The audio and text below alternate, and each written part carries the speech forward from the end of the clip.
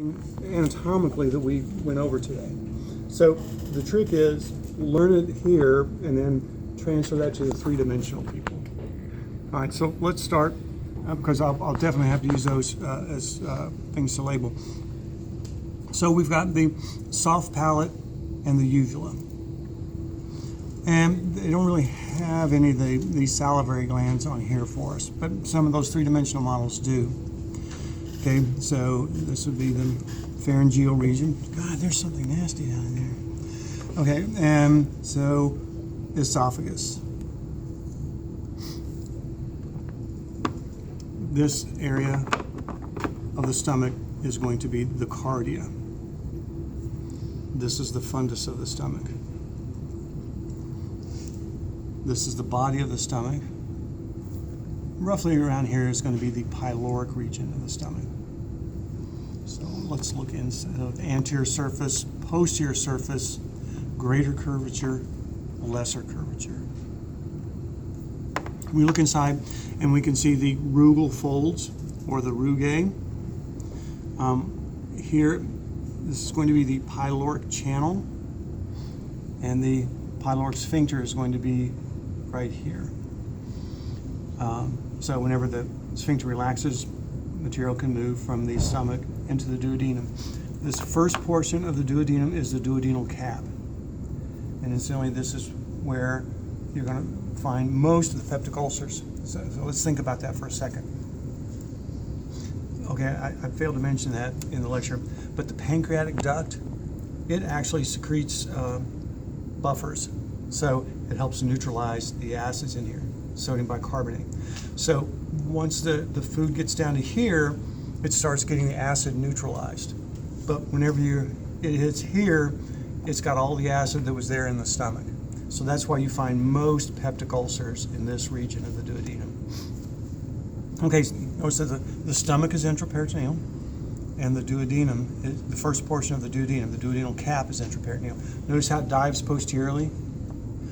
All right, so then the rest of the duodenum is a retroperitoneal organ.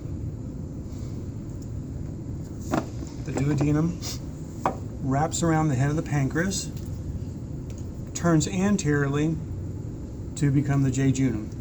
And this is the duodenojejunal flexure, where it comes back anteriorly and becomes an intraperitoneal structure. Then we have the jejunum. It's like this. Now, finally, the last portion will be the ileum. It's not, there's no way you can tell whenever jejunum becomes ileum. So if I want the answer to be jejunum, I'll put the marker way up here. If I want it to be ileum, I'll put it way down here, so there's no guessing. Okay, so let's think about what's happening here. So food is being broken down mechanically by gastric acid and digestive enzymes in the stomach. Once we get into the small intestines, then we start getting absorption. So the main job of the small intestine is absorption of nutrients. So we get to the ileum. This final portion is the terminal ileum.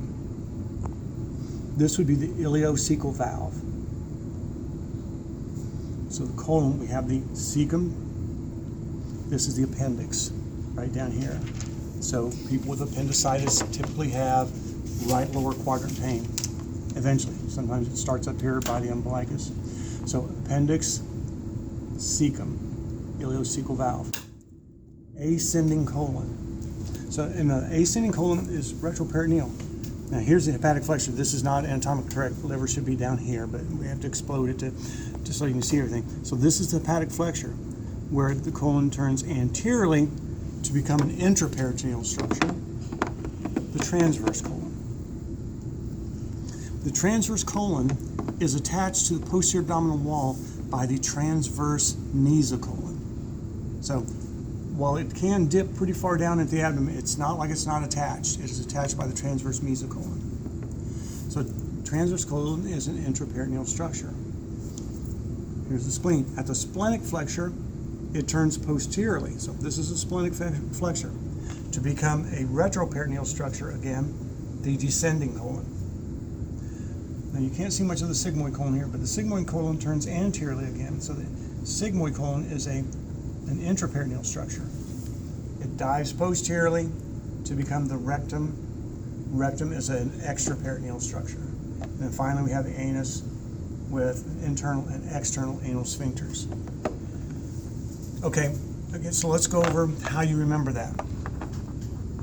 Okay, know that the cecum, all you have to know is that the cecum is intraperitoneal. And that's easy to remember because all of the small bowel is intraperitoneal. So, intraperitoneal, cecum. So, intraperitoneal, extraperitoneal. Intraperitoneal, extraperitoneal. Intraperitoneal, extraperitoneal. Now I use the term extraperitoneal instead of retroperitoneal because it works for the song, but same thing. So all you do is know I. So I, E, I, E, I, E, O. So it's just the old McDonald's song that's going to help you remember which portions of the colon are intraperitoneal and which are retroperitoneal. Okay, so let's go. Let's look up here. You're really going to need to get down here to the end to be able to see the next stuff here. So we're looking at the undersurface of the liver. So here would be the left lobe of the liver and the right lobe of the liver. Here's the gallbladder. Gallbladder is drained by the cystic duct. Here's the right hepatic duct and the left hepatic duct. They come together to form the common bile duct. Common hepatic duct. Once the common hepatic duct and the cystic duct come together, then we have the common bile duct. Common bile duct moves inferiorly. It actually burrows through the head of the pancreas. So here we can see the common bile duct. This will be the ampulla of Vater or the papilla of Vater protruding into the duodenum. So the common bile duct joins with the pancreatic duct. There is the ampulla of Vater. Right in the wall of the small bowel will be a sphincter muscle, the sphincter of Oddi.